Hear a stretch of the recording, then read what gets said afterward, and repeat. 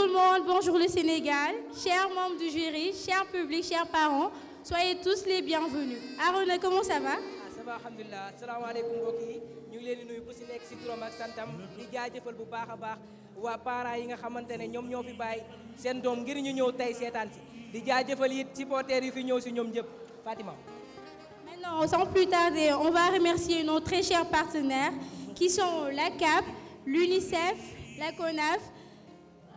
di jaajëfal bu baax a baax waa ministère de la culture ak waa directeur de la cinématographie waa monument de la renaissance waa UNICEF yi nga xam ne ñoom ñoo fi teewal xale yi di jaajëfal bu baax a baax ki nga xam ne bu du woon moom émission bi du am mu di tonton Adam Sy ma bëggoon ngeen tàcceel ma ko bu baax a baax.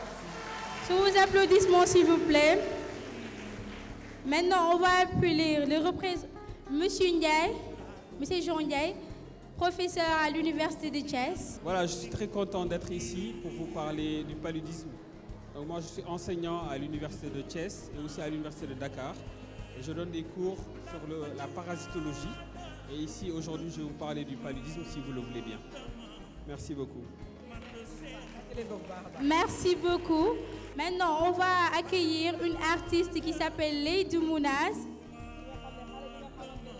moom moo def buzz a def laa leen wax xale boobu lan la wéy ñu ne crème fraîche ma bëggoon ngeen tàccil ma ko bu baax a baax mu ñëw yéeg. Sous vos applaudissements, s'il vous plaît.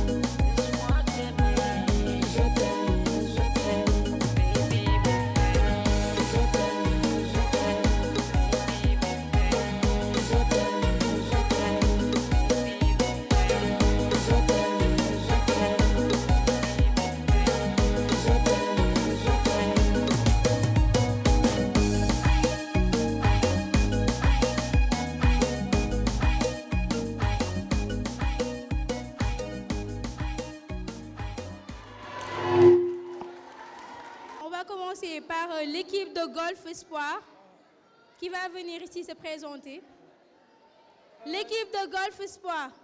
Bonsoir, chers jurés. Bonsoir, chers téléspectateurs. Je suis le réalisateur du groupe de Golf Espoir de Guédiawaye. Je vous présente notre preneur de son, Baydam Sambo, et notre caméraman, Ousseynou Doumbia. Merci. Sans plus tarder, dañuy jàll si li ñu fi indi ñu projeté li nga xamante ne moom mooy film waa Golf Espoir. ma bëggoon nag ngeen aal ñu lii mu di bët yi ngeen aal ñu tamit nopp yi ndax lu am solo la ñu dem léegi te ñëwaat.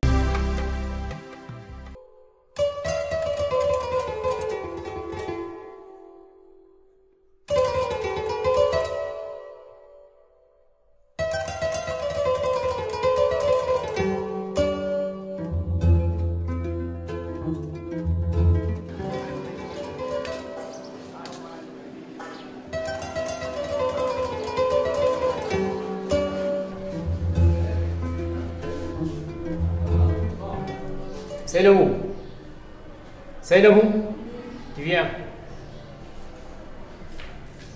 Ça va? Ça va Seynabou? Ça va. yaa ngi si jàmm. naka tuur yi. yaa ngi góorgóorlu.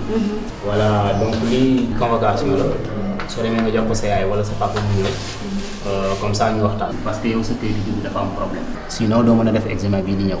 Ok. d'accord.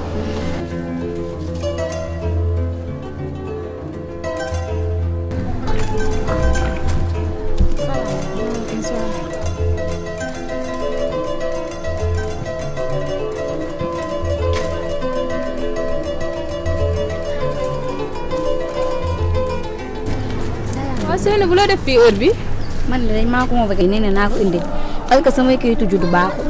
say kayitu juddu. waaw. ah loolu moom doy na waa di. nee na nga ñëw wala sama papa. waaw kay sa papa ngi nii sax. suñu directeur moom ma dàq nee na naa indi convocation bi nee na yow nga ñëw wala sama yaay. loo def. kayitam samay kayitu juddu nee na moo baaxul. lan kayitu judd. waaw. kaay yow say kayitu judd maa ko defar aal ma kayit gi. doxal ñu dem.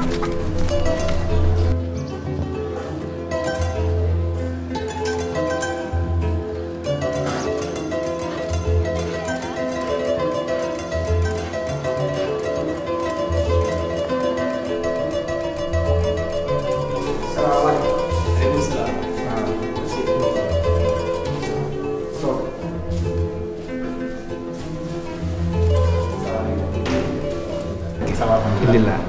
yaa ma woolu woon de maay waaw effectivement maa ko woolu woon parce que moom ay kayitu juddoom dafa am problème ndax numéro bi nga xam ne moom moo ci nekk baaxul sinon kon moom du mën a bokk ci ñi nga xam ne ñooy def examen bi. waaw kii man maa ko déclaré loolu nu mu mën a nekkee. loolu dëgg la waaye numéro bi nga xam ne moom moo ci nekk baaxul parce que numéro jàmbur lañ ci dugal loolu mooy tax moom du mën a def examen donc da ngay delluwaat mail bi lu mu gën a gaaw ñu defaral la kayit bu baax ndax mu mën a bokk ci ñiy def examen. kayit bu baaxul.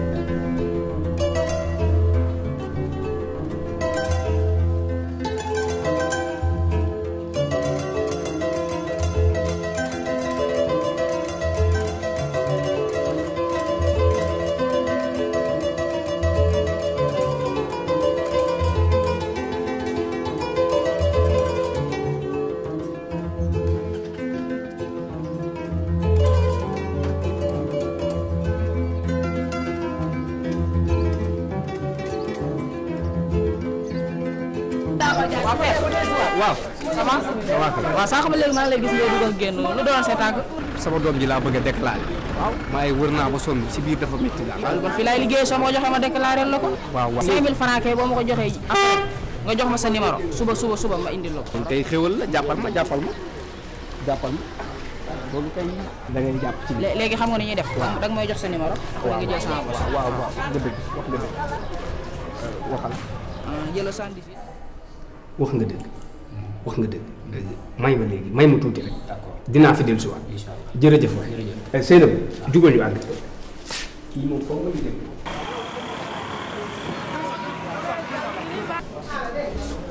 salaamaaleykum. sëñ bi man de sama doom ji laa déclaré wu fii. waaye dañ ne ma papier yi baaxul te dafa war a def examen. te yow yaa ñëwoon déclaré ko. fii de laa ko defaree woon ci mairie bi laa ko déclaré. bi nga ñëwee da nga dugg si ba ci biir wala. benn waaye laa dajal fii rek ci bunt bi nee na ma fii lay liggéey moo ma ko defaral. yaa ko def la tamit boo déclaré yow dem nga ba jub si mairie bi kay da ngay dugg laajte fa la ñu déclaré. waaw joojee dama ko defaral. tas ak benn nit ci biti rek nga jox ko ah mbaa fa yow lu bëri. jox naa ko junni bi ma dese woon jour woowu de moom laa ko def. waaw nu ma siy dimbalee nag léegi. li ma la ci mën a dimbalee lenn daal photocopie carte d'identité papam ngay andi yaay papam. waaw maay bàyyi. ak bu yaayam photocopie carte d'identité bu yaayam ak ñaari seede yu ko magee fukki at ak juróom-ñett 18 ans nga andi ko ma bindal la ma defal la ñaari kayit nga yóbbu ko tribunal nga suivre procédure bu génnee boo ñëwaatee fii ñu enregistré la ko nga am ay kayit yu baax. beneen yoon bu ngeen di déclaré da ngeen di ñëw laajte fan la ñuy déclaré ngeen dugg ba ci biir joxe certificat d'accouchement bi sa carte d'identité ak carte d'identité soxna si ñu jëlal la te li ngay fay du weesu sax téeméer 400 francs ngay fay.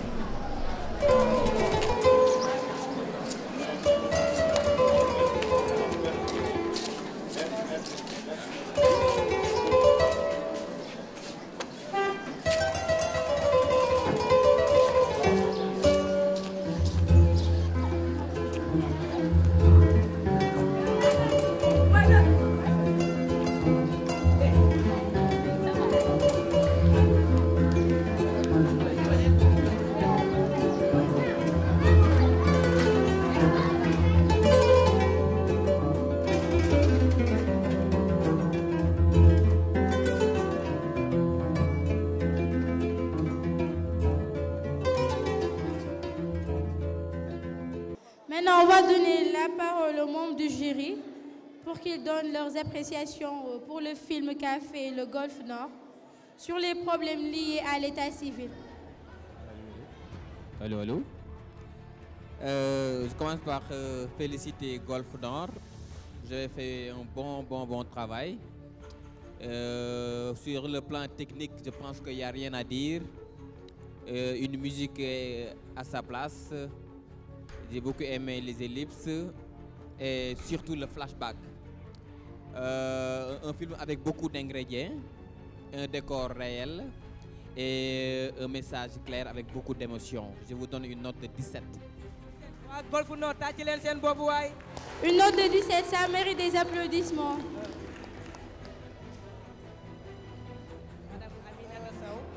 Voilà, là je félicite l'équipe du Golfe. Donc j'ai vraiment adoré. Donc tout ce que je peux ajouter, c'est juste que j'ai vu qu'ils ont bien expliqué les procédures. Ils ont vraiment mis en évidence les problèmes que rencontre la population, les problèmes que rencontrent les enfants. Et j'ai bien aimé la fin quand j'ai vu les deux enfants à l'école et l'enfant qui est juste resté là, chez elle. Donc c'était vraiment bien. Donc moi là j'ai donné la note de 16. C'est pour le Golfe Nord. Bonsoir tout le monde. Et encore félicitations à l'équipe de Golfe Nord pour le thème traité. On a senti que vous avez fait de gros progrès par rapport aux aspects techniques. Et il n'y a pas grand-chose à signaler par rapport aux aspects techniques. J'aimerais juste ajouter une seule chose, c'est que vous avez traité juste une partie du problème. Et pour ça, je vous donne un 15. Merci. Un 15 pour eux. Maintenant, on va appeler l'équipe de Djily Mbaye. L'équipe de Djily Mbaye. Qui va traiter un thème sur la mortalité infantile. Djily Mbaye. Bonjour, je m'appelle Manfatou Gueye Cissé, je suis la réalisatrice de l'équipe Djily Mbaye. Voici Marietou qui est notre caméraman. Erin qui est notre journaliste, Ousmane qui est notre preneur de son.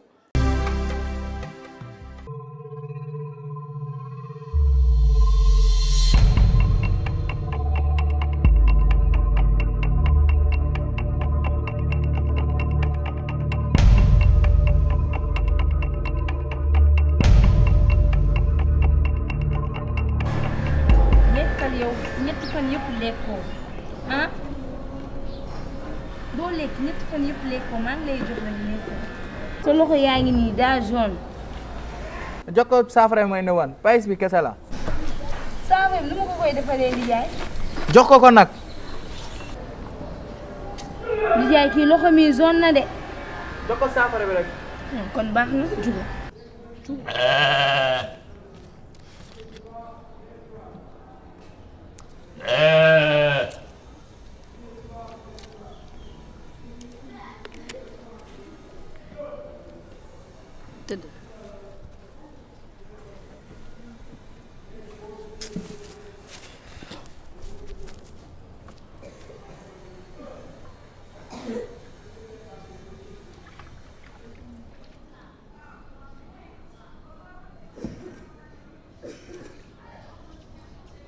sama doom ji wuy wuy yaay Papis wuy sama ndey Papis lan la Ndijaay Papis daa mel ni ku xam. kii lu ko jot Papis muy sama ndey. lu ko jot. wuy yaay Ndijaay kii daa mel ni ku xam.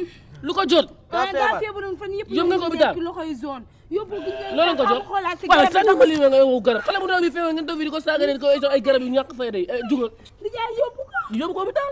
gi ba xam waaw yóbbu leen ko hôpital nga wax waxu garab.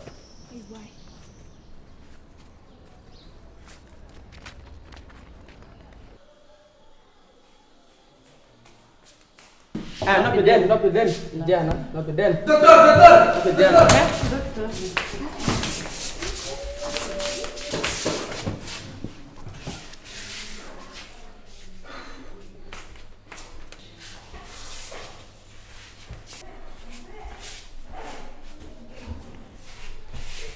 ay docteur. docteur lan la.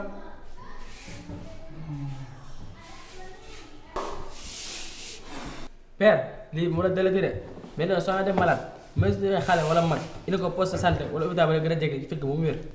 mais man maa ko doon faj suñu kër. xaw ma si dara la yow doo docteur benn yoon su la dalatee il ko poste santé bu la gën a jege wala hôpital fekk mu wér. mais docteur lu tax nga may wax yooyu. ah seen borom daal ni da nga doon dëgg ndax kooku suñu borom moo la ko joxoon jëlaat na ko say loxo. la ilaha illallah muhammadu rasulullah. mais docteur lay wax nii non.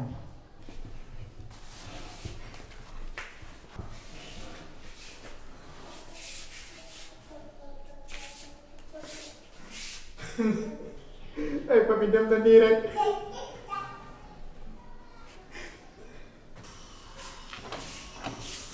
Ndijaay sama doom Ndijaay sama doom Ndijaay sama doom Ndijaay wuy gëmal yàlla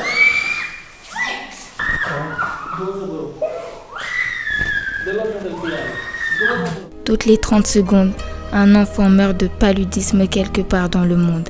Chaque année, cette maladie contamine de 350 à 500 millions de personnes et en tue 1 million, surtout des enfants en Afrique. C'est en Afrique qu'on enregistre 90% de décès dus au paludisme. Et cette maladie est responsable d'environ 1/5 de la mortalité infantile.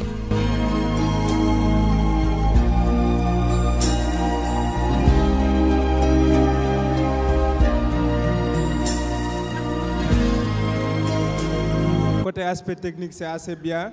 Et vous avez aussi su toucher le public. Et pour ça, je vous donne un 16. Merci. Une note de 16 pour eux. Félicitations à l'équipe Djily Mbaye, un film avec beaucoup d'informations. Il y a juste un problème de scénario et de dialogue. Autant dans le premier film où le dialogue était clair, autant dans le deuxième film on a un peu un problème de dialogue. Hein. Il faudra encore travailler le scénario et le dialogue dans vos films. Je vous donne une note de 15. Une note de 15 pour eux. 15. Bon, là, je pense comme mon collègue, il y a juste eu quelques petits problèmes de dialogue. On ne semblait pas bien entendre, bien capter ce que le docteur voulait dire. Mais j'ai bien aimé la manière dont vous avez capté notre attention, surtout vers la fin, en donnant les informations sur les dégâts que fait le paludisme chez les enfants au Sénégal. Merci. Donc là, je donne 17. Une note de 17 pour eux. Je vous rappelle qu'aujourd'hui, il y aura une équipe qui sera éliminée malheureusement. On va accueillir le professeur Ndiaye à l'université de Thiès. Très intéressant et puis ils ont touché beaucoup d'aspects du paludisme, notamment le fait du retard au recours thérapeutique qui peut aggraver donc, les signes du paludisme. Donc le paludisme simple ne tue pas, mais quand on ne va pas se faire traiter, il peut se développer une forme de paludisme grave. Et ici, c'était le neuropaludisme. Ils ont également touché la médecine traditionnelle, qui était là avec la petite bouteille avec des herbes dedans, qui n'ont pas pu guérir ce malade-là. Et donc, félicitations à cette équipe-là. Quoi, vous? En fait, je voulais remercier les acteurs qui ont fait beaucoup de sacrifices pour pouvoir tourner ce film et aussi ton Adams. Maintenant, Aaron, j'ai une autre invitée.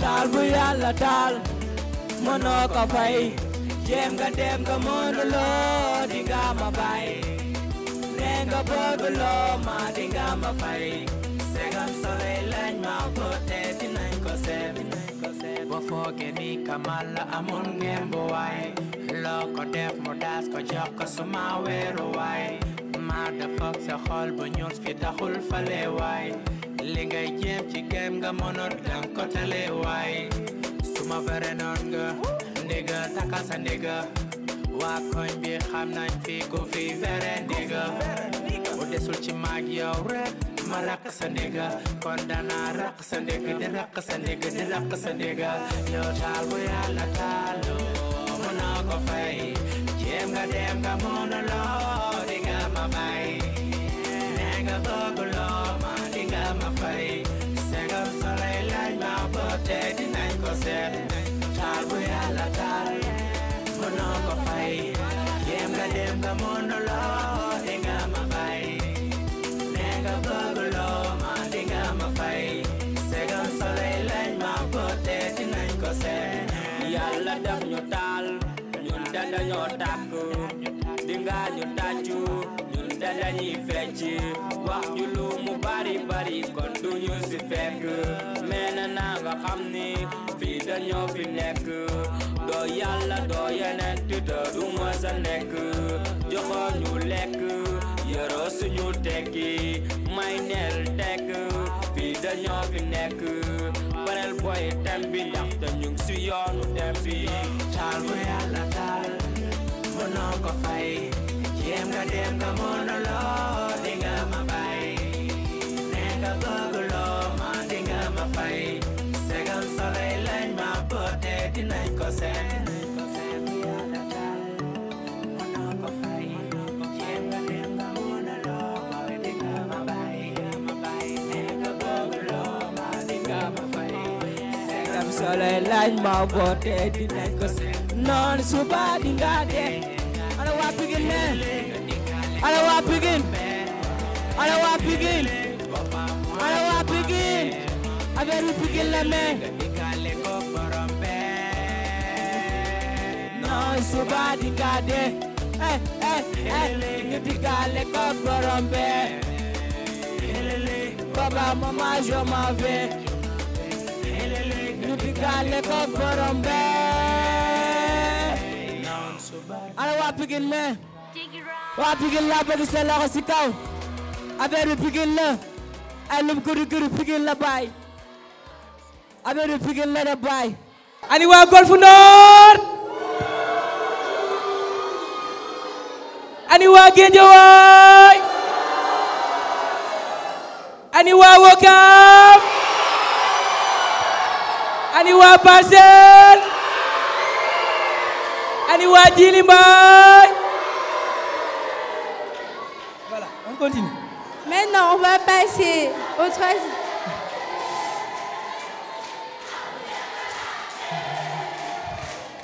Maintenant, on va passer à l'équipe de Grand Dakar qui va traiter un thème sur la prise en charge médicale des enfants de 0 à 10 ans. Voilà, merci. Oh, bonjour tout le monde. Bonjour cher membres de jury. Avant tout d'abord, je tenais à présenter mes potes. Lui, c'est Saliouba, notre preneur de son. Doudou Lanson, notre réalisateur. Khadjaresi, notre scénariste. Et Ousseï, la journaliste.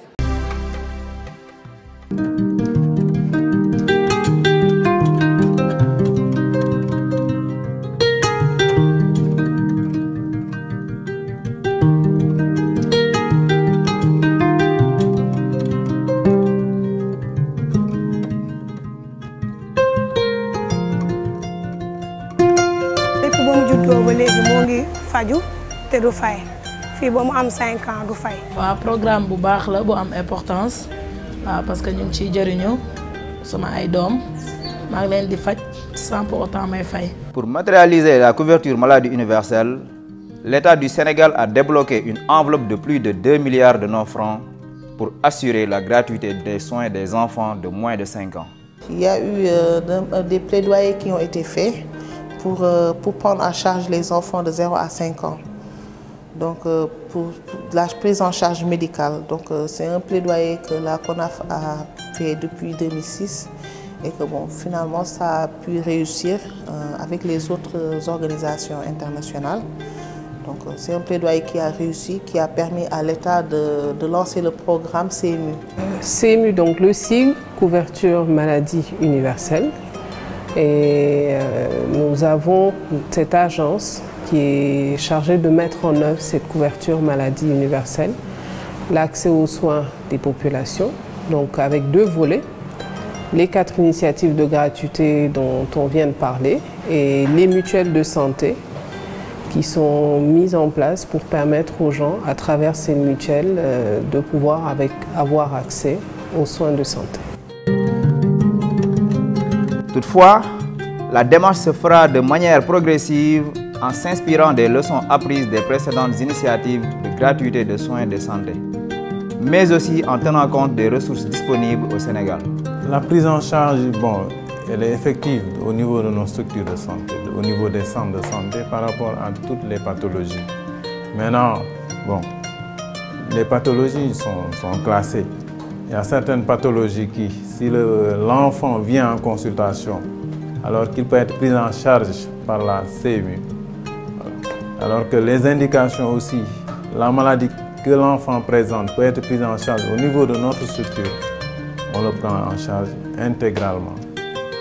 waa Croix-Rouge ak waa dispensaire ñoo fi ñëw ñuy xool yi fi xiiboon bañ fi ñëwee ma indi sama doom ñu xool ko ñu ne dafa xiiboon naa ko indi dispensaire ma yóbbu ko fa ba ma demee nag màngaan laa fekk après mu seet xale bi mu ne xale bi lu ko dal man xale bi da day wocc yaram wi tàng biir bi di daw mu ne kon dafa xiiboon xeebon bi dafa ëpp moo tax muy wàcc biir bi di daw après mu ne ma ñaata fan la wàcc après man ko wàcc bi daa yàgg na après mu jox ma ay sës mu ne ma benn bi bu réeree ba pare danga ko koy jox bu ndekkee ba pare nga raxas ko ba mu set nga jox ko bu añee ba pare nga raxas ko ba mu set nga jox ko après bu desee nga sànni ko boobu ba léegi daal tane na. ci kaawu pédiatrie waaw dañ ko ciy jël su fekkee ni ay rajo la ak ay privé moom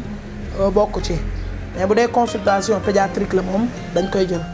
Donc on est obligé de descendre parfois faire la sensibilisation par exemple des mamans vis-à-vis de leurs enfants pour au moins qu'on puisse par exemple épargner certaines maladies comme les maladies cibles du PV, comme pour ne citer que cela, surtout par la malnutrition, pour citer la malnutrition qui est tellement récurrente au niveau de la commune de Louga. Donc sur ce, nous sommes en train vraiment de nous battre corps et âme pour éradiquer cette maladie au niveau de la commune. Au début, ce qu'il y avait, c'est que l'enfant tombait malade, il n'avait pas les moyens, les parents n'avaient pas les moyens. Ils le retenaient à la maison jusqu'à un moment où l'enfant est vraiment fatigué pour venir à l'hôpital. Maintenant, ce n'est plus le cas. Dès les premiers symptômes, les parents amènent leurs enfants. Là, c'est un atout. Voilà. Aujourd'hui, 32% des Sénégalais disposent d'une couverture risque maladie. Des chiffres encore loin de l'objectif fixé à 75% de l'horizon 2017. Maintenant, vraiment, c'est rare d'observer un enfant, de voir dans nos structures-là un enfant qui décède. C'est exceptionnel. Dès qu'on fête son 5e anniversaire, on n'est plus inclus dans cette initiative. Maintenant, pour les enfants qui ont au-delà de 5 ans, l'idéal, c'est qu'ils soient inscrits par leurs parents au niveau des mutuelles de santé. Parce que quand le chef de famille adhère à la mutuelle de santé, il peut avoir plusieurs bénéficiaires. donc tous les membres de sa famille et vraiment famille élargie. Et dans ce cas de figure, les enfants qui ont 5 ans et plus peuvent dans ce cas être intégrés parmi les bénéficiaires de ces mutuelles de santé. waa nguur gi ñu ngi koy jaajëfal bu baax ci programme bi ndax vraiment ñu ngi ñuy wàññil dépense dañu wàcceel charge ndax loolu bu amul woon da ngay jënd ticket bu 2000 soit bu 3000 voire 6000 sax ndax xale ticket dafa cher te boo fa jógee aussi di nga jënd ay garab yu cher comme que jëndatuñu ticket te jëndatuñu garab duñu def lu dul jaajëfal leen.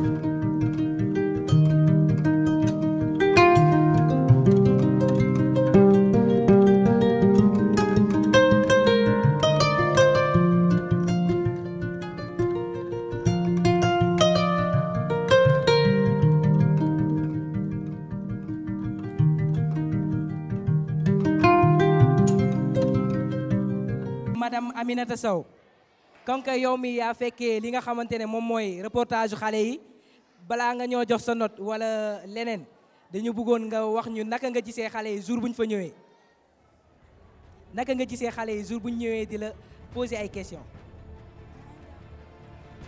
Bon xale yi bu ñu ñëwee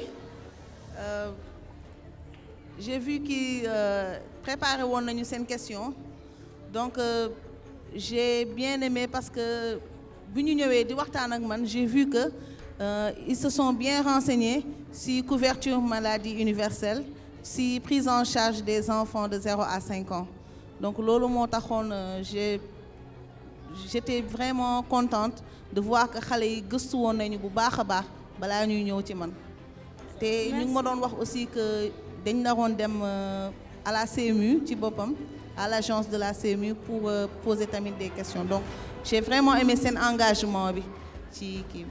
Ok, merci beaucoup. Les membres du jury.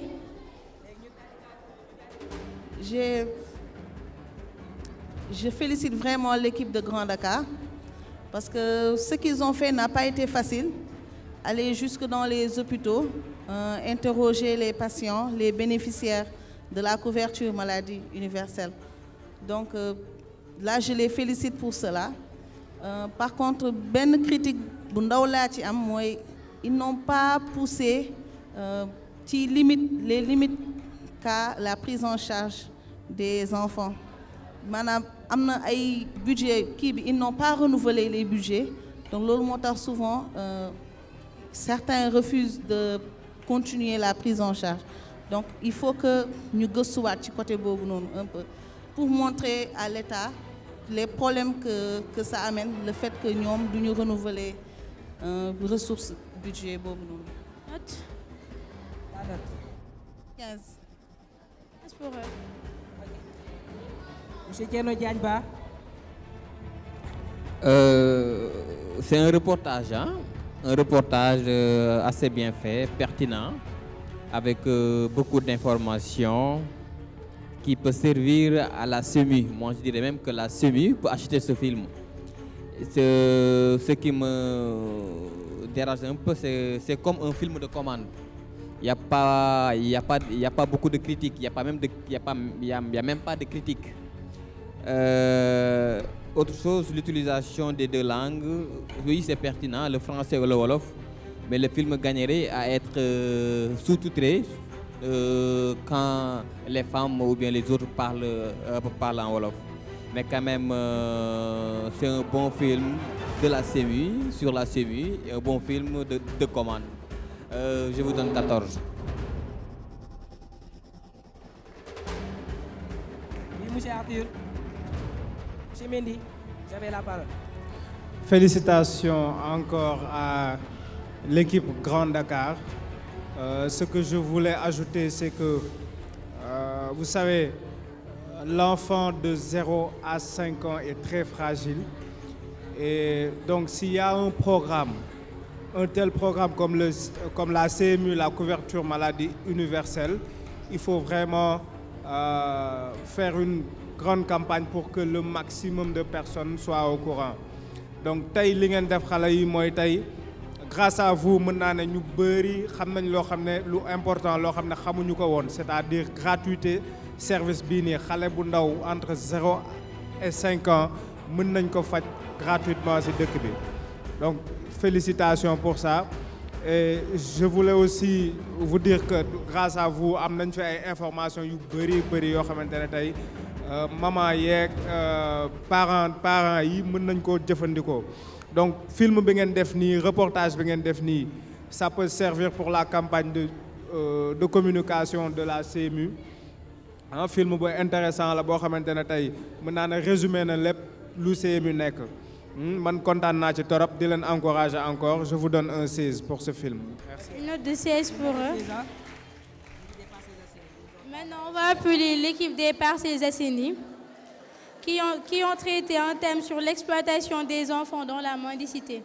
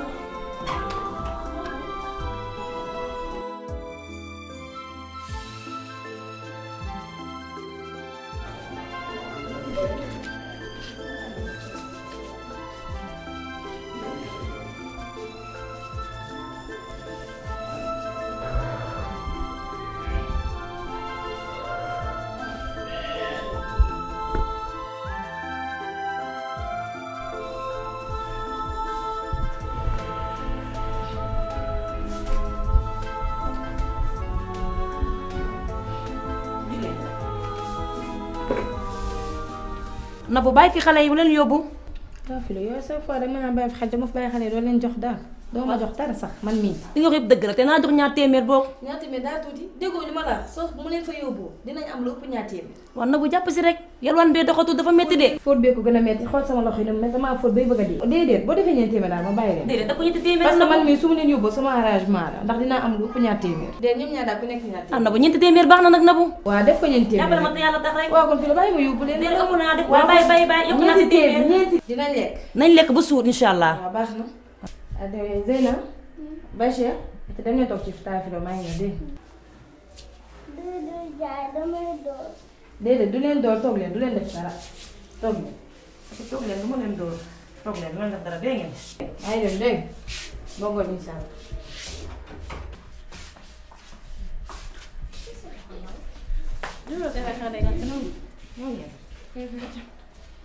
boo toog ma boot yéen a ngi dem.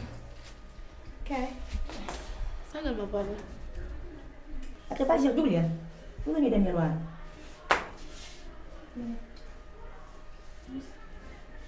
Ano sa dal?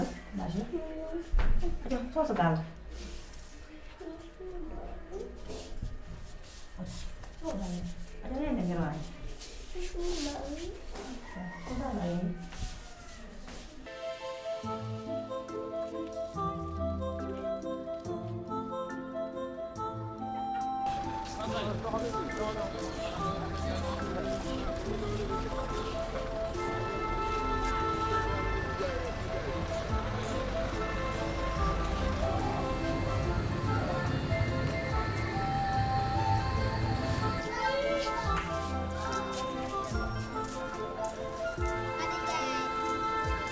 yaay seex a ngi yalwaan bu papa yal na ko yàlla defal yaay seex a ngi yalwaan lu waay am lu waay mul yaay seex a ngi yalwaan di ko tonto bee sarax la yaay seex a ngi yalwaan dama tonto bee sarax la lu waay am lu waay mul yaay seex a ngi yalwaan yaay seex a ngi yalwaan lu waay am lu waay mul yaay seex a ngi yalwaan yaay seex a ngi yalwaan salaamaaleykum dama yalwaan a xale waa xaaral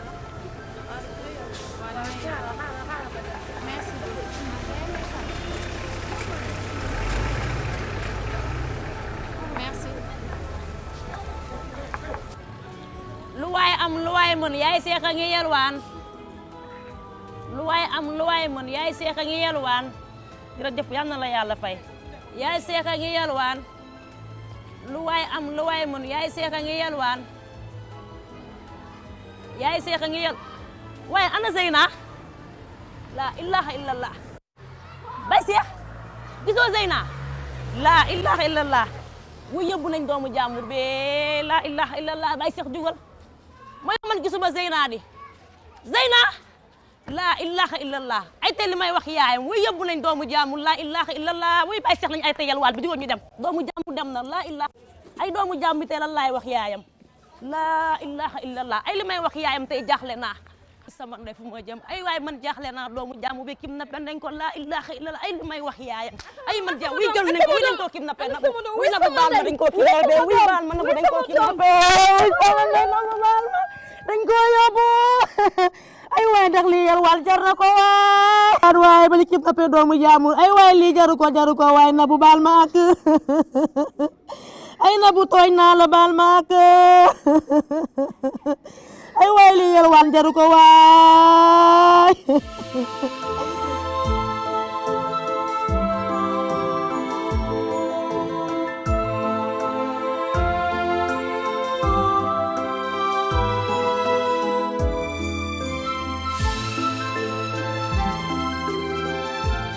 Bonsoir, cher public.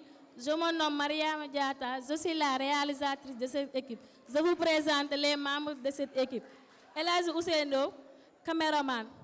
Sala Ndiaye, elle c'est ma réalisatrice. Noumbé, c'est mon preneur de son. Nous avons une immense plaisir de vous présenter notre scénario que nous venons de vous montrer tout à l'heure. Merci. Ok, merci beaucoup. Les membres du jury, Monsieur Thierno Diagne-Ba. Oui, félicitations à l'équipe des Parcelles Assainies. Un film qui démarre très fort avec des images poignantes et sensibles. Un bon décor, vous avez fait de choisir votre décor.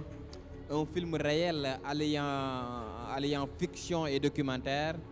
Mais je déplore un peu des scènes longues et inutiles et une chute quand même qui pouvait bel et bien être travaillée. Je vous donne quand même une note de 14. 14 pour eux. Une note de 14 pour l'équipe des Parcelles Assainies. Monsieur Mendy, à vous la parole. Encore félicitations à l'équipe des Parcelles Assainies pour les efforts fournis. Vous avez fait beaucoup d'efforts pour traiter ce thème. C'est un thème qui est assez difficile. C'est pas un thème aussi facile à traiter. Donc, vous avez mis en avant les dangers qui pourraient arriver aux enfants dans la rue. Mais j'aurais aussi aimé que vous mettiez en avant les conséquences que l'enfant pourrait avoir dans l'avenir, le fait qu'il ne soit pas à l'école, le fait qu'il voit les autres enfants épanouis et pas lui. Il y a beaucoup d'autres choses que vous auriez pu traiter dans cette vidéo. Donc, je vous donne un 14 pour ça. Merci. 14 pour eux encore. 14. Alors, je félicite l'équipe PA.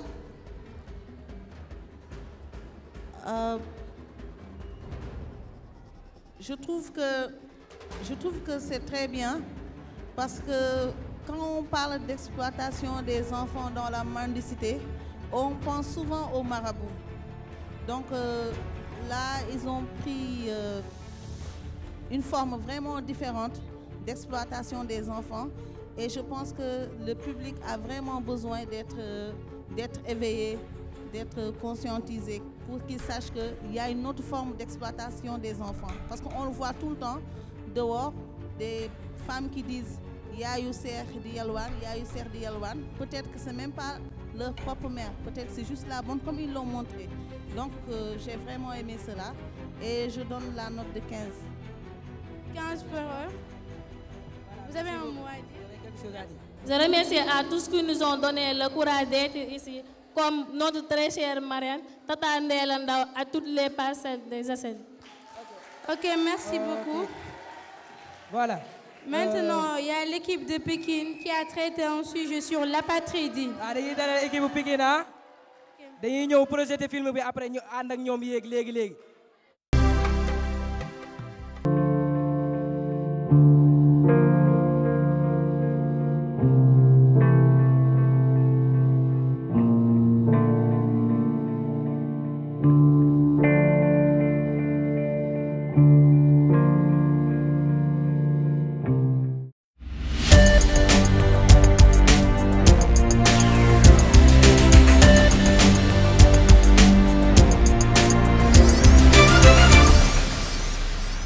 asalaamaaleykum suñu mbokk téléspectateurs yi yéen ñi nga xamante ni yéen a taamu seen télévision bii di Sama Penc TV suñu thème tey mooy l'apatridie maanaam ñi nga xamante ni nii dañoo nekk ci dëkk te yoon xàmmeewu leen fa ci wàllum këyit. Sans plus tarder, nous allons donner la parole à la chargée de la communication du Haut Commissariat des réfugiés, chargée aussi au bien-être des apatrides, pour qu'elle salue les téléspectateurs et qu'elle se présente. Vous avez la parole. Merci, je vous remercie. Non seulement j'ai invité et nos chers téléspectateurs, je me nomme Madame Aïssata Ba, je suis la chargée de communication du Haut Commissariat des réfugiés, aussi en charge des apatrides, et je suis là aujourd'hui pour représenter notre bureau régional. Je vous remercie. Donc je vais donner la parole à notre chère maman. Assalamu alaikum. Je suis Rokhaya, je suis représentée parents. maa ngi lay nuyu bu baax ci invitation. ñuy jox tamit kàddu ki nga xamante ni nii mooy jeune étudiant moom tamit mu nuyoo ak téléspectateurs yi. Salam alaikum à tout le monde. Permettez-moi de me présenter. Je me nomme Almami Touré.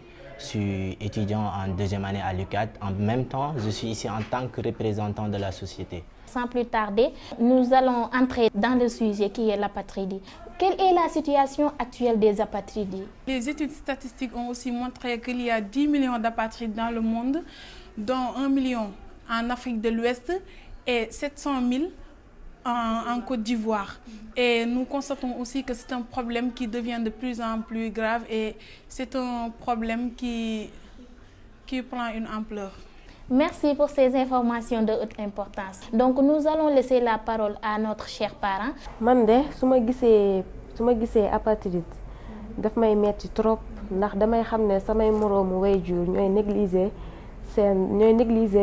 déclarer seeni doom pour ëllëg ñu mën a jëriñu seeni papier. Qu'est-ce que tu penses de ce thème?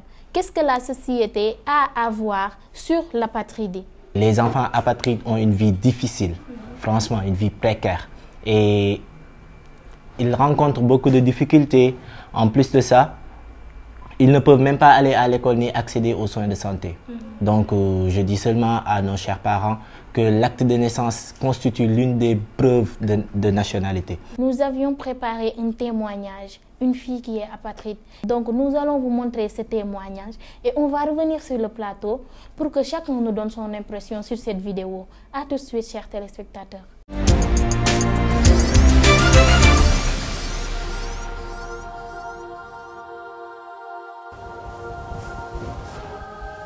Kalista laa tudd maa ngi jógee Lahyang kii tëdd nii sama yaay la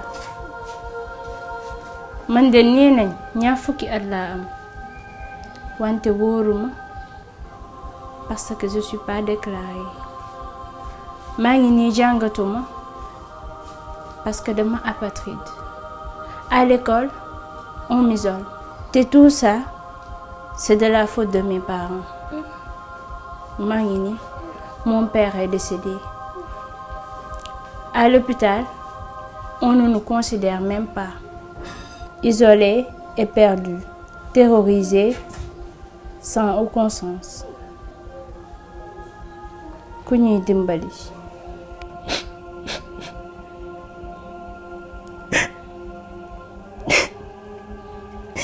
Kenn moo ñu dimbali.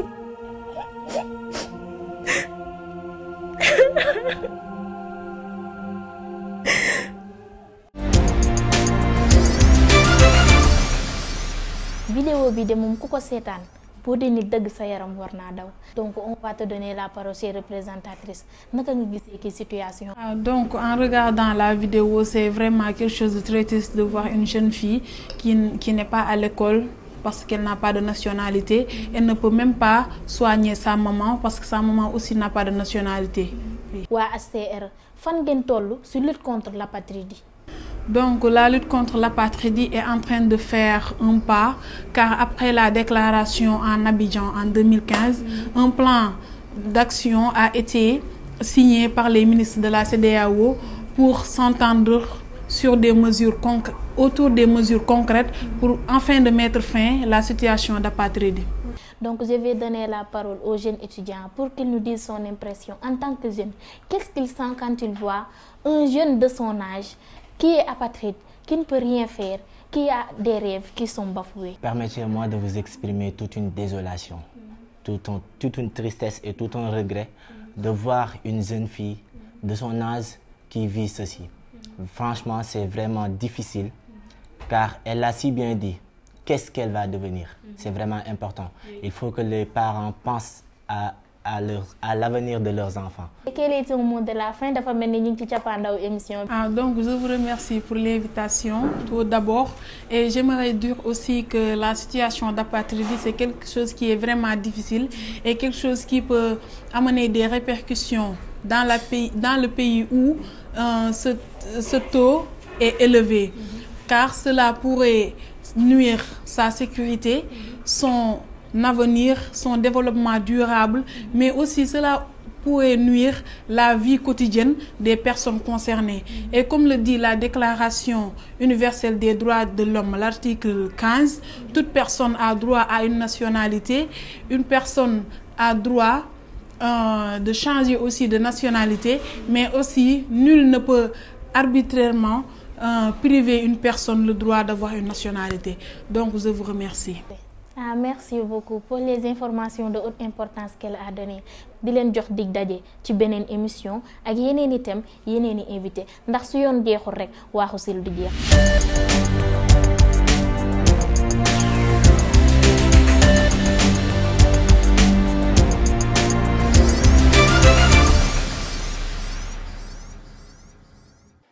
Bonjour tout le monde.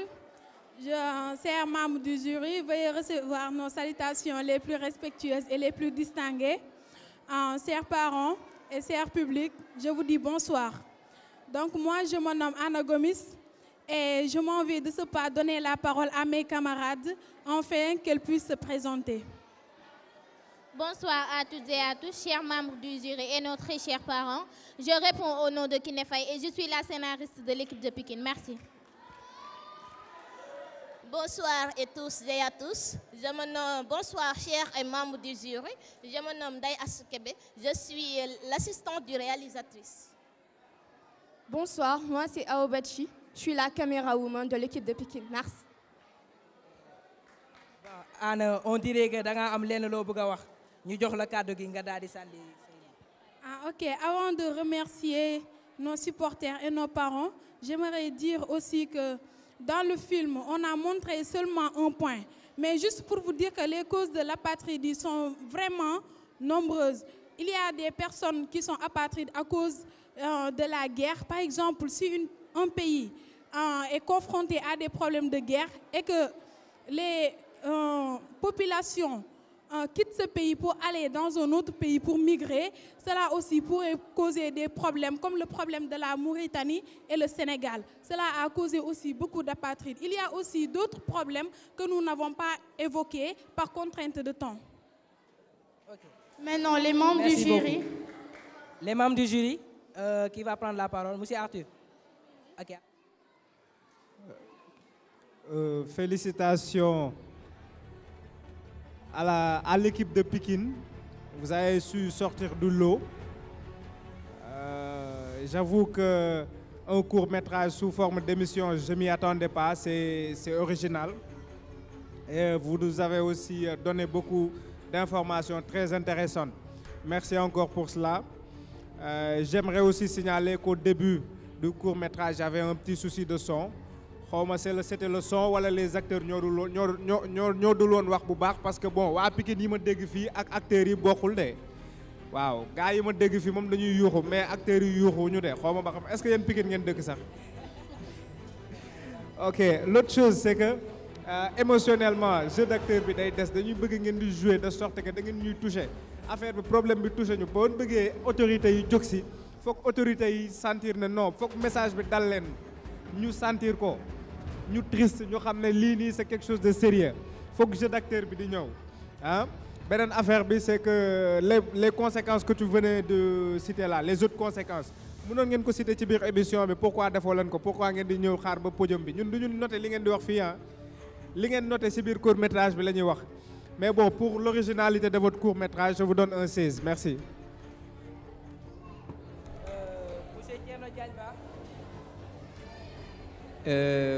Bon, il a dit, hein, c'est original, une émission débat sur la patrie, débat avec beaucoup d'informations en français et en wolof et beaucoup d'émotions. Ce que je vous reproche, c'est un décor inapproprié. Le décor n'accroche pas du tout. Une émission avec un tel décor, ça va pas du tout. Je vous donne 14. Madame Aminata Sow.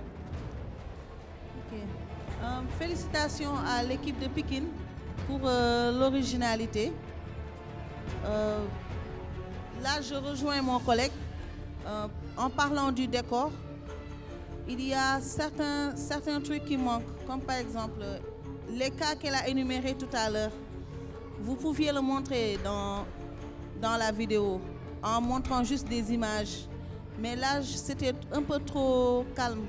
On ne voyait pas, il n'y avait pas d'image choc quand même.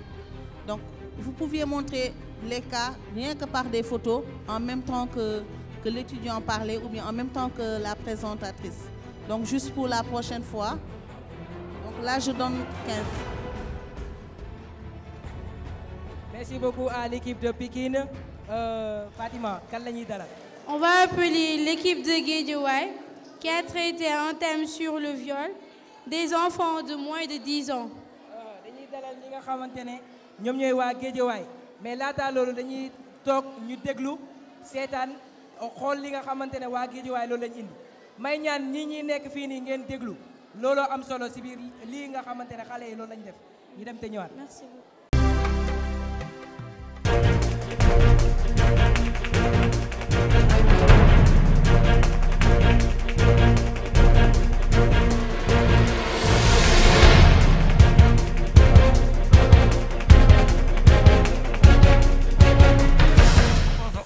mais xoolal bu may di jàpp nag de. waaw yi polo nga. non yow da nga dof. kii bu ma ko dóoree kii las kii la. waaw dama xool waaye mu jub toog. xoolal fii xoolal waa mais. Kébé gaan yow li nga jël dafa ëpp de. yaa ngi deere gaan yow wàññil man gërëm bi bëgg ma fi am benn peñaale. gaale ut fa lu mooy. kañ kenn gaan fii na. da ngaa dof ay ba buuy fekk la fii. loolu leen dafa tàng de. waaye ñeema wuñ ko. amuñu Sénégal. dem na ko baayam la. doxam sax. ah.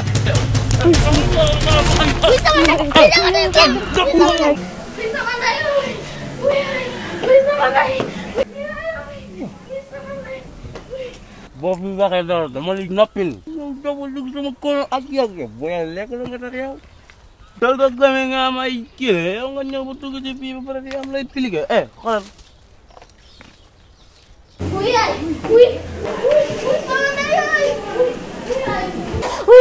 Oui, sama ndey. Lan la? Oui, Nabou. Nabou. ay la bu la gën loolu la. waaw moom mi ngi jaay di koy defee wax mu nekk. waaw. yow daan nga jàpp nañ Nabou. kan moo ko jàpp nekk si bâtiment bi. Nabou yow kaay Nabou. oui daan nga gaaw jàpp nañ Nabou ñu nekk si bâtiment bi. oui Nabou.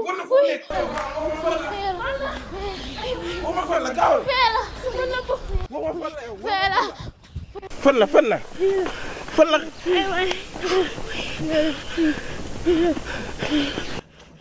dalam baa ngi nii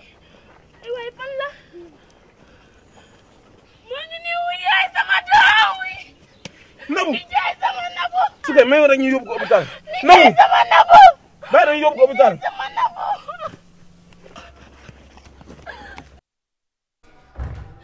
Docteur. Docteur dañ ko violé gaawal waaye dafa sonn. Docteur. Docteur. dañ ko violé. mais docteur.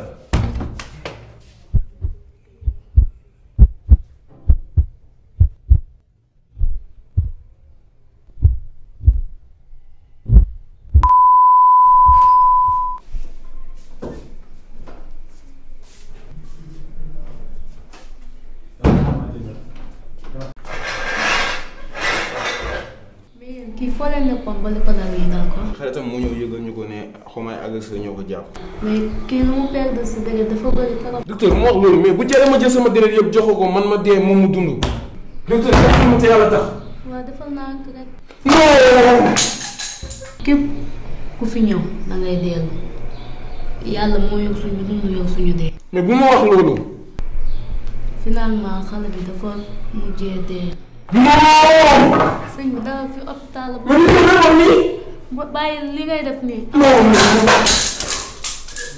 léegi la lay wax yaayam.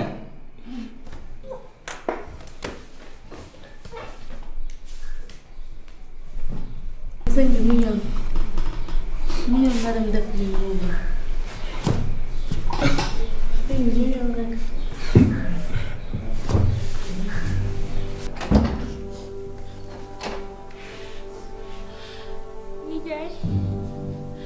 Nijaay an sama Nabou. Nijaay an sama Nabou. Nijaay an sama Nabou. Nijaay sama Nabou. Sukay. Sukay. Nijaay sama Nabou.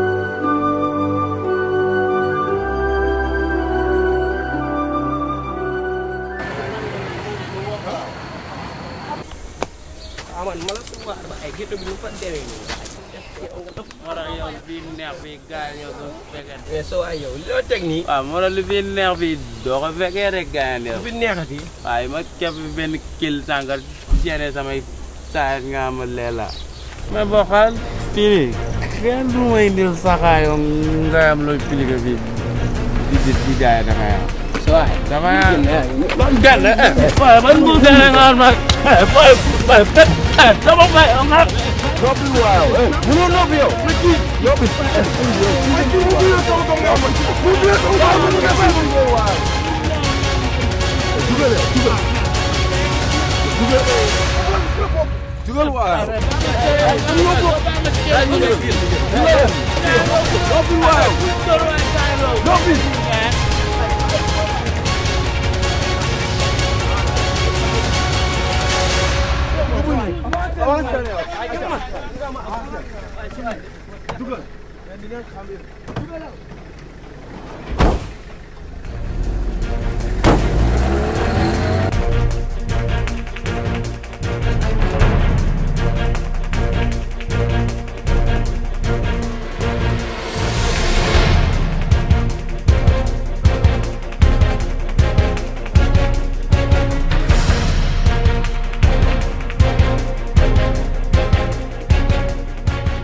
Ani waa Guédiawaye ni daal di jox ki nga xamante ne moom mooy chef d'équipe waa Guédiawaye mu daal di présenter équipe am. Bonsoir à tous. Bonsoir chers membres du jury.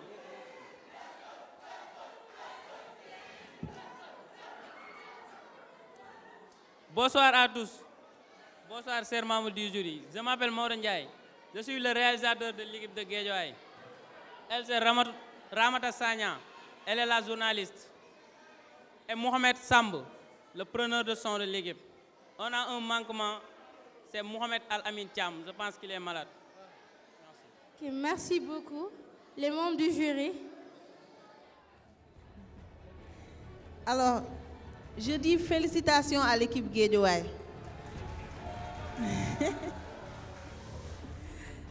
Là, vraiment, je redis encore félicitations. J'ai vraiment aimé la mise en scène.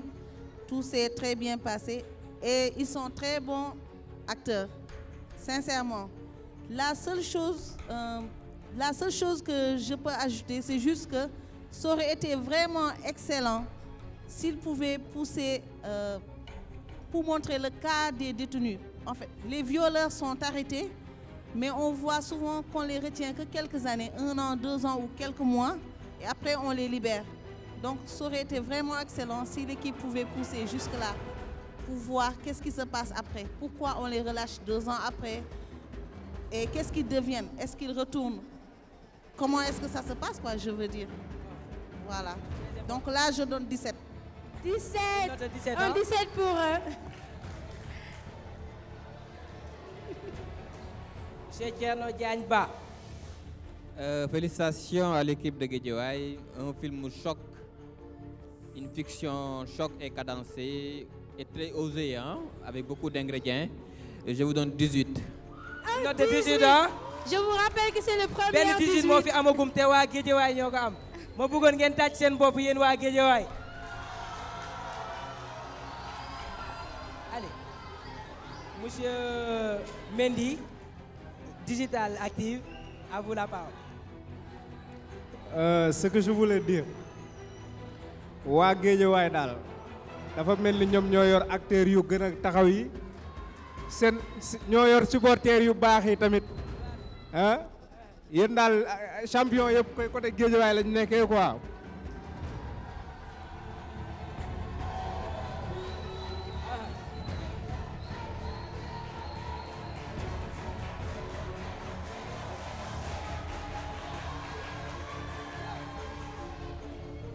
En tout cas, c'est un film un court-métrage qui m'a beaucoup touché, beaucoup d'émotions, un excellent jeu d'acteur.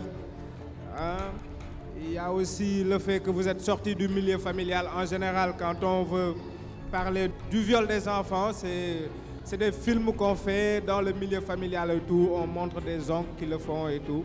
Mais là, ils sont vraiment sortis du milieu familial.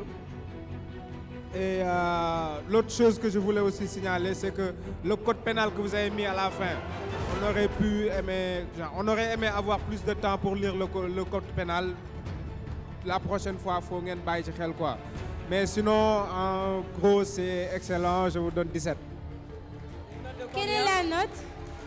Une note de 17. Monsieur Mendy, la note? 17. En 17. Une note de 17. Bon, vous avez quelque chose à dire? D'abord tout, on va remercier M. Mbailo. Maximum de bruit pour M. Mbailo. Mention spéciale à M. Modou Bousso Ndiaye, et major de l'hôpital Amotefes, et M. Si, de la complexe Abdou Aziz. Et merci à West Coast. waaw di leen jaajëfal bu baax a baax ñoom waa Guédiawaye di wax ni nag dañoo nekk fii si Wakam dañoo fekk si benn équipe mu di waa Wakam ma bëggoon un maximum de bruit pour l'équipe de Wakam ah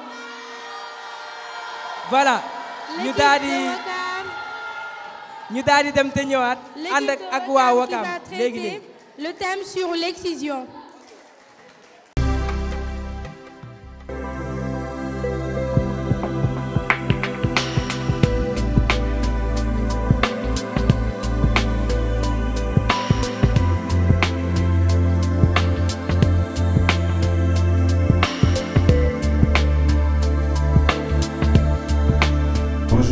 Bonjour.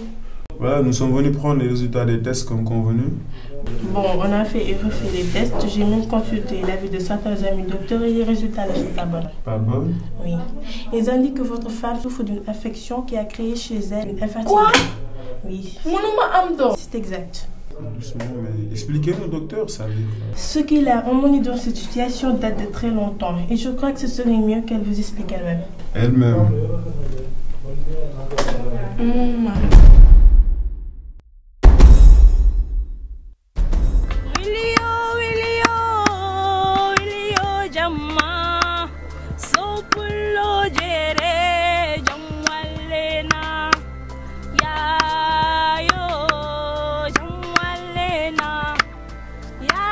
Boyo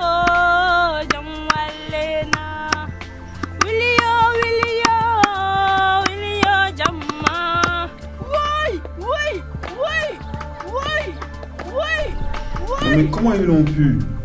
Mais ça me sidère. Mais c'est pas vrai ça. Et toi, tu ne m'as rien dit depuis tout ce temps?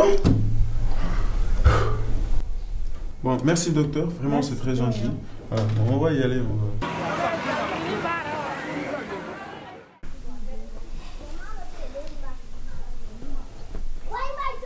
Madina moom dafa yàgg moom depuis sànq ba tey ñoo ngi koy xaar. war na gaaw de ma fii dafa tàng depuis sànq ba tey moom ngay xaar.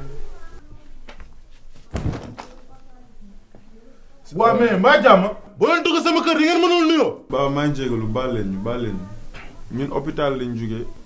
waaw docteur bi jox ñu nouvelle bu naqari. exclusion ba ñu pratiqué woon sama jabar maanaam xarafal bi ngeen ko defaloon moo jur tey ni elle est stérile. lan mooy stérile. munoo ko xam lii yëpp yéen a ma ko teg yéen a tax munuma sax am doom munoo xam luy stérile.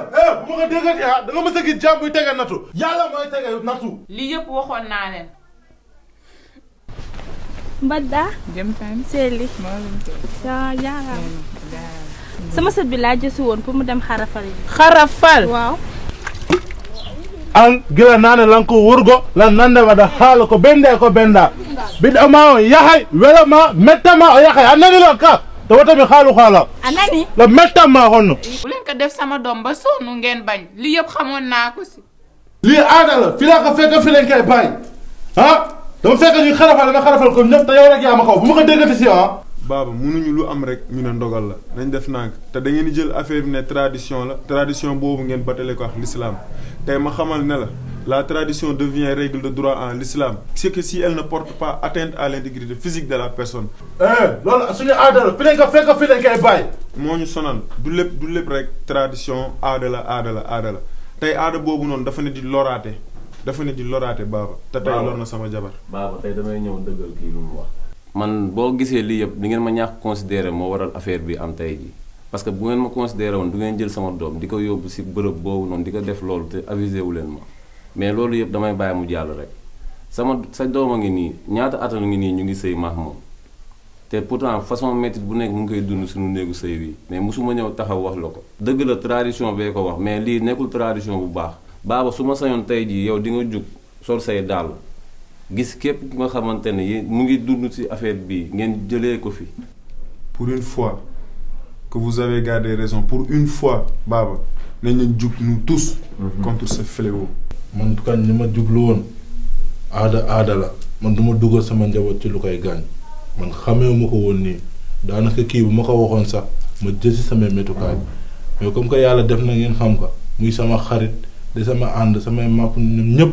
naa leen ko wax ngeen ñëw ngeen toog jëlee am si leeral bii nii bu ko defee rek ñu def si dexum ñaar. loolu moom bu ñu ko defee jàmm ne ñooy.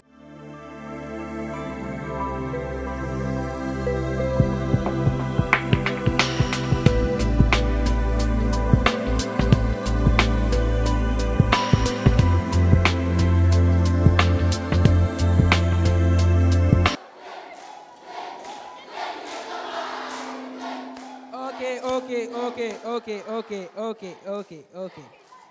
Merci beaucoup hein. Dañuy daal di jox chef équipe bi mu présenter équipe bi.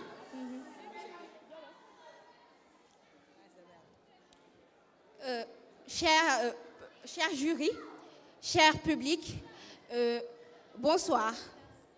Je me présente, je suis la scénariste de l'équipe Wakam. Je vous présente Marie-Claire Valera, l'assistante de la réalisatrice Diadou John, Ngale Diagne, notre caméraman, et Amisek, notre preneuse de son. Merci. Merci beaucoup à vous, les membres du jury.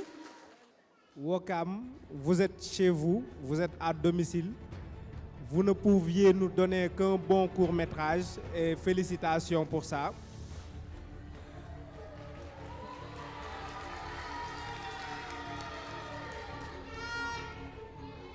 Wakam, j'ai apprécié les costumes traditionnels, le rouge, tout le scénario que vous aviez fait pour l'excision. J'ai apprécié le fait que vous êtes venu directement aux conséquences. Vous auriez pu commencer par le moment où la femme était enfant et tout, mais bon, vous êtes directement venu aux conséquences pour ne pas perdre de temps. j'ai aussi apprécié ça, le flashback et tout. Et on a eu à apprendre beaucoup de choses. Je vous donne un 16. C'est très bien. Hein?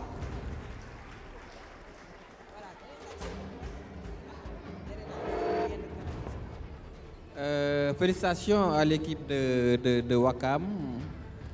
J'ai beaucoup aimé les flashbacks hein, qui sont très cinématographiques. Cependant, il y a un problème de scénario et de dialogue. Vous gagnerez beaucoup à travailler vos scénarios et vos dialogues. Et je me demande, est-ce que vous avez la bonne information sur l'excision et la stérilité? Quel est le lien? Donc là, je me pose un peu la question. Hein. La prochaine fois, il faut aller vers l'information la plus plausible. Je vous donne 14.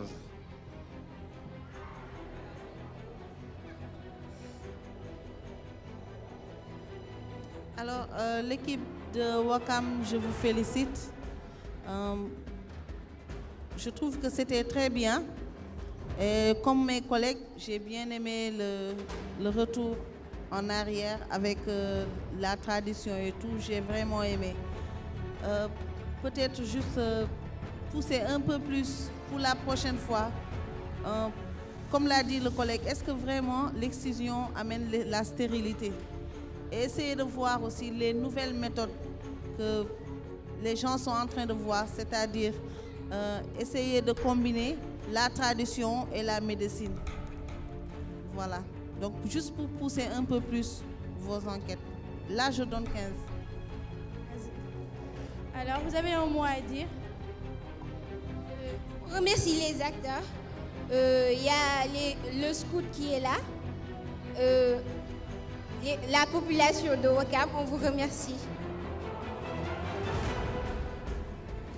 Et merci beaucoup à l'équipe de Wakam. Nous avons encore un autre. Ok.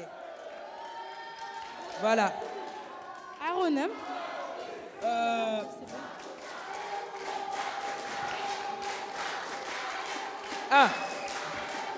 Merci beaucoup. Merci beaucoup à l'équipe de Wakam. Le temps que membre du jury nekk di def décompte bi dañuy daal di woo benn artiste mu ñu tudd Mario MGD ñu bëggoon ngeen tàcc ko bu baax a baax Mario.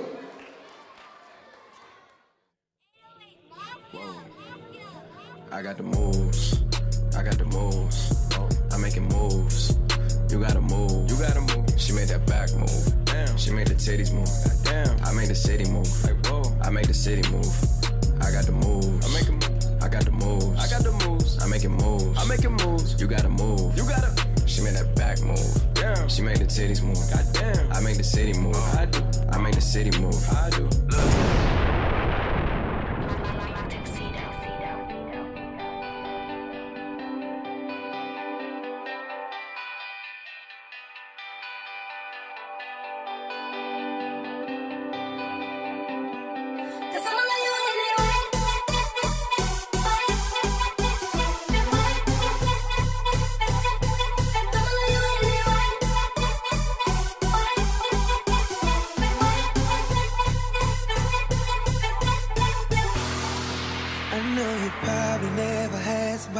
Loving you like I do, someone is there for you.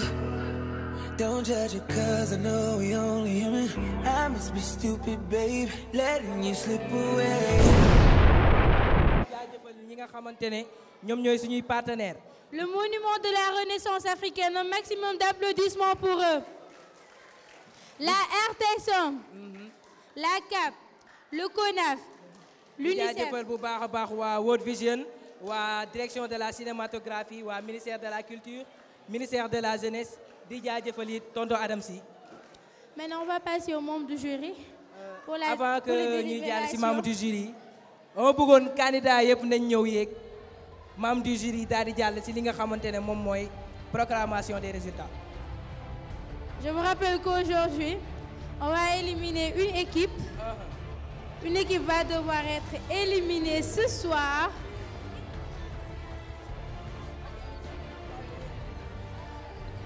Une équipe sera éliminée ce soir. Pardon. Voilà les membres du jury. J'espère que tout le monde est là. L'équipe de Ouakam, Guédiawaye, Pikine, Grand Dakar, Parcelles Assainies. C'est là. ma bëggoon ñu teewlu bu baax di daal di jox parole bi membre du jury. Premier qualifié avec 104 points, Guédiawaye. L'équipe de Guédiawaye. Premier.